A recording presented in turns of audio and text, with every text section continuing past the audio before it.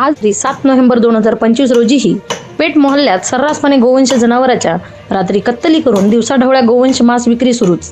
शेगाव शहर पोलीस प्रशासनाच्या भूमिकेवर नागरिकांचा संताप।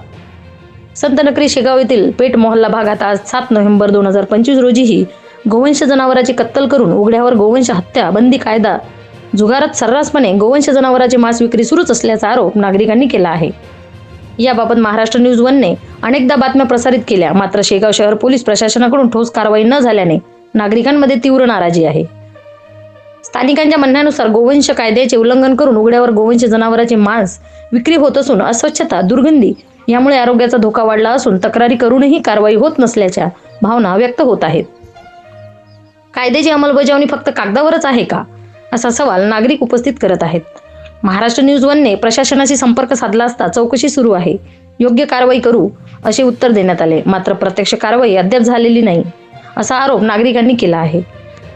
धार्मिक नगरी शेगावमध्ये अशा प्रकारामुळे असंतोष वाढत असून कारवाई न झाल्यास आंदोलनाचा इशारा नागरिकांनी दिला आहे।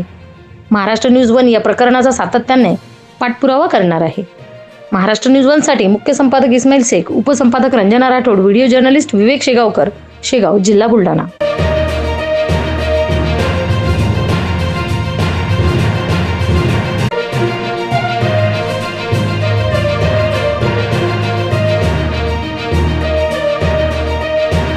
या बातमीचा व्हिडिओ तुम्हाला आवडला असल्यास व्हिडिओला लाईक करा, शेअर करा आणि महाराष्ट्र न्यूज 1 या न्यूज चॅनलला सबस्क्राईब करा।